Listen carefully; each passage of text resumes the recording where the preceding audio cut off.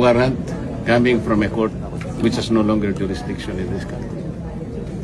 Yung sinasabi ng mga kasama ko, well, para ano ka, sumulong ko na lang. Anyway, you can exhaust all remedies under the law. What remedies are you talking about? Kung ano ginawa nila kay dating Pangulong Duterte, yun din ang gagawin nila. Do you think makikita pa natin si Senator Bato pagkatapos nilang makuha? Kasi wala na. Kaya sabi ko, hindi niya kailangan pumunta rito. Pero nagpunta siya. Nirisk niya yung buhay niya. Kaya lang namin nakuha dahil sa kanya wala nang iba. We owe it to himself alone and nobody else. Nobody else. Kung hindi siya pumunta, nobody will blame him. Well, buhay niya yun eh. But he chose to do it. Kaya sabi ko sa kasama ko ngayon, sinong walang konsensyang kakakalas? Yung tao ginawa niya. Gusto mo magpakulong dito? Pwede. Kasi at least domestic law, di ba? You can hire your lawyers. Pwede kang makita ng kamag-anak mo, ng asawa mo, ng pamilya mo. Sa dihig. Sino tutulong sa ito? Ako nga nakiusap eh. Makita ko lang si PRRT kasi nandun na ako eh. Can you imagine? I request. O sige, kung ano lang, makita ko lang. Kung ayaw nyo kung makausap, wag na. Makita ko lang kahit 5 minutes. So I can wave my hands. Para ipakita ko sa niya, Mr. President, I am here. How are you? Then alis na ako. So, saan na Hindi nila ako pinagbigyan. Ganon din ang mangyayari kay Senator Bato. Ngayon, yung mga Pilipinong, lalo na yung mga iba sa inyo, I'm sorry to tell this, lalo na yung mga iba sa inyo, hindi naman lahat, nabayaran. Kailangan sabihin ko to. Akala nila yung warrant of arrest can be enforced. Wala na tayo membership sa ICC, nasa Rome Statute. Without the treaty, what will be the legal basis of a warrant of arrest? You tell me.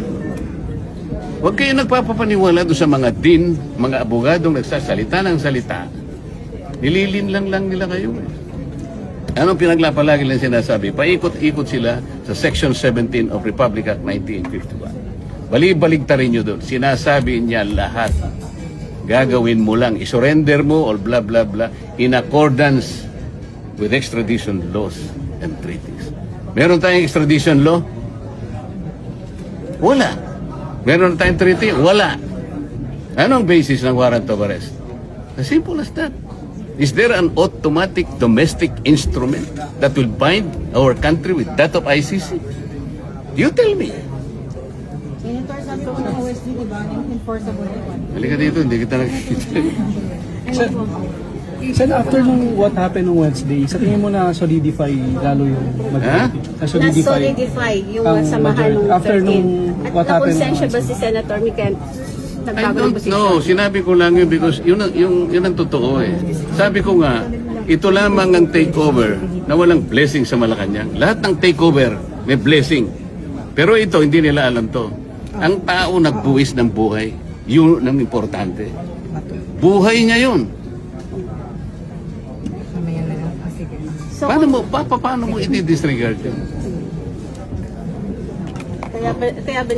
Kaya mas masawal pa kay Judas yung maghuhudas sa amin.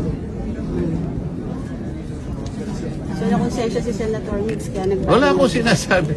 Wala akong sinasabi. Tama na po, okay naman. Teka, ano?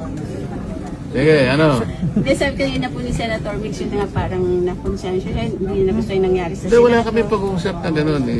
Huwag na kayo magbanggit ng kung sino. Sinabi ko lang yun sa grupo namin. Hindi namin kagrupo ni Senator Mix. Okay? Sir, sorry, yung nangyari po nung Wednesday, nandito din kayo, sir, di ba? Nung nagputukan. Oo, kaya lang. Nakaupo ako ron. Nag-iisip, bakit kaya nangyari? Nalulungkot ako. Sabi ko, bakit kaya nangyari sa bansa namin ito?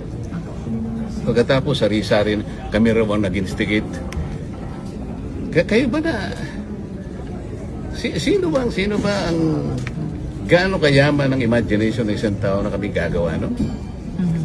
nagko-caucus kami, in-extend namin ang caucus dahil ang sabi nila darating, tumawag ang House of Representatives. Totoo naman na diniliber nila, sinabit nila yung articles of impeachment. So habang nagbi-briefing kami, hindi pa kami ganong nakakalahati. Bigla nga ngayon, may putukan na ganito. Diyos ko ka ako. Natakot din kayo. Hindi ako natakot, nalungkot ako para sa aking bansa. Kailangan bang mangyari? Why? Sir, was the Senate really under attack during that time? What do you think? Kailangan pang nandun yung mga elemento na yon? At sasabihin pa, meron daw, ano na, may kinukuhang susi daw yung ganito. Kung merong problema, bakit hindi ang National Police ang tawagin? Bakit ang DI? Unang-una, anong ginagawa ni Trillanes? Bakit siya magsaset? Palagay mo may warrant of arrest. Palagay mo lang. Why is Trillanes the one serving the warrant of arrest? Did you ever ask him? Wala na. Nanonood ako sa inyo. Wala man lang nagtanong sa inyo eh. Sir, ano ba bang authority niyo? Bakit kayo po yung nagsaserve? Did you ever ask him? Wala. Tinanong naman, sir. Oh, ano sagot niya? Sagot niya, nandito daw siya kasi in answer to, ano daw po yun, sabi, challenge daw kasi ni Senator Bato. Pag sinabi ni Senator Bato na kumain siya ng tayo, kakain siya ng tayo? Thank you.